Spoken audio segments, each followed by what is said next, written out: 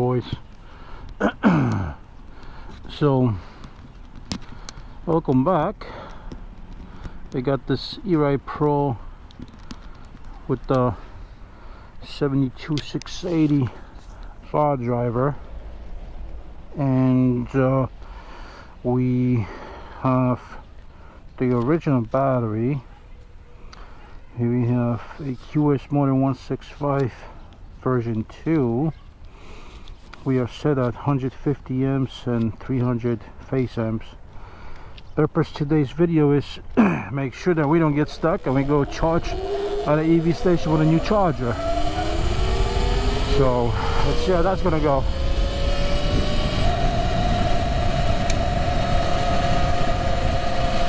See what's gonna happen.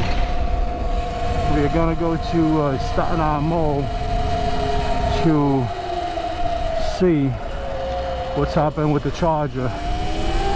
We have a new charger. There was a big confusion, obviously, like always, with the AliExpress. So original description of the purchase said that if you plug it in this charger to 110 voltage, it will charge a half the amps, which that point will be 10, because the charger original the 220 is 20 amps. So I plugged it in, and it did not work. When I unplug it, it shows 65 volts. When I plug it in, it shows the battery's voltage. That time was 81.2, and it was showing 2 amps charging. I left it for the whole day. It didn't charge a bit. I unplugged it, it still showed 2 amps. So it seems like under 110 volts this charger is not really working. So today's video's purpose is to see if I can charge with that charger under 220 volts. 220, 240, 230, whatever you want to call it. It always was 220, but you know, anyway. So let's pray. However, we do have a label from AliExpress Health Resolution Center to mail it back, not to China, but to Linden, Jersey. Apparently they have a hub there, and it will be shipped locally by USPS, United States Postal Office Services. We will be credited $150, that's 115, and we'll proceed with a different purchase of a different system. We'll probably go with the 10 amps, this battery, which is E-Ride Pro EM battery, charges comfortably at 10 amps, and hopefully that will fix our issue. Oh boy, such a low buses. Oh no, that's not a bus, this guy. It's gotta be a cab. So yep, we're not really pulling hard. Again, you know, 150 amps, 300 phase amps.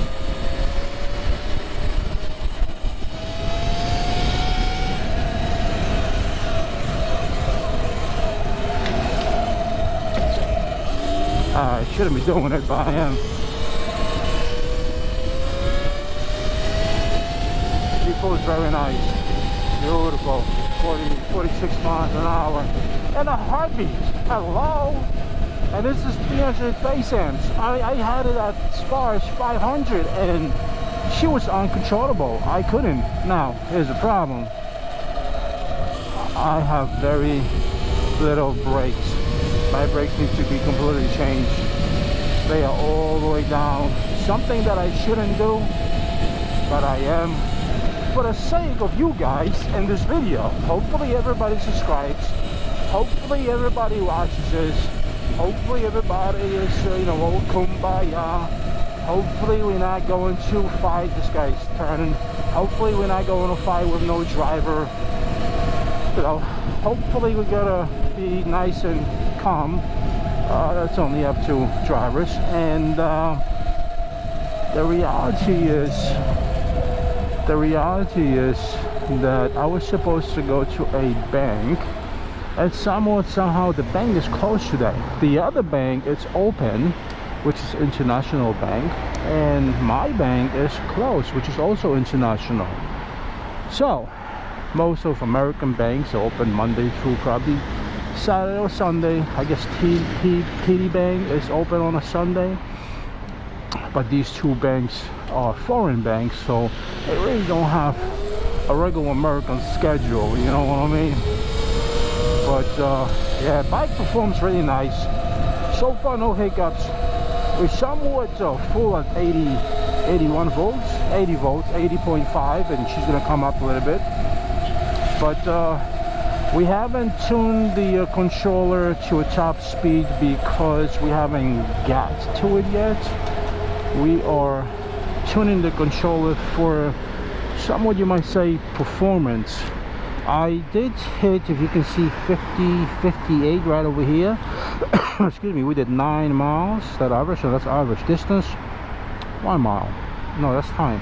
Oh, 5.9 miles. Okay. So far we did that, and let's see how it's gonna run. And let's do full throttle here. 43, 49, 51, 53, 54, not full throttle, 55, 56. I mean, we're gonna hit the 60, but Jesus Christ, I can't do a full throttle because she's so responsive. Very, very happy so far. We did a full throttle, we ran. She did not shut down. She did not have a hiccup, nothing like that whatsoever.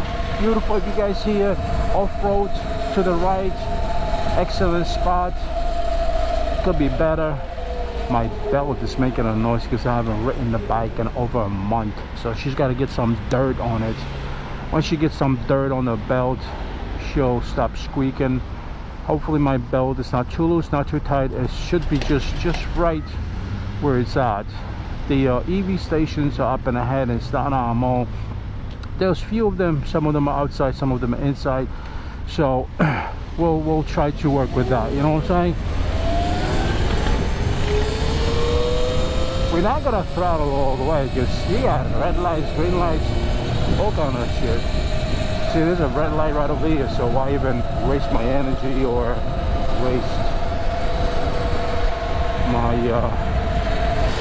battery? Same thing. So we're pulling up on a charging port. Not sure if you should go a little bit further up. Oof, it stinks.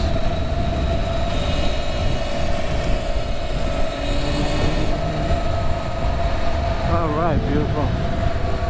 Audi Charlotte pole. What a mess. Yeah, my brakes are low.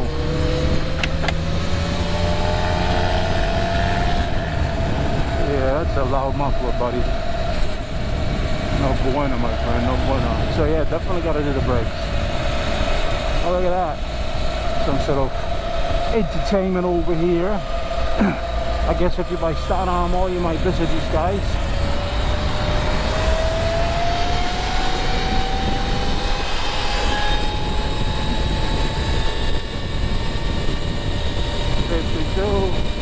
Windy. 54. 55. I'm not full throttle. 56. Oh my god, I'm not full throttle. But she's pulling so nice. Remember, we did not tune the fardriver for top speed. We tuned the fardriver for performance, torque, economy of the battery. You know, we want to use common sense when we are tuning these fardrivers. They're a beast of a drive. Fardriver, yeah, they're a beast.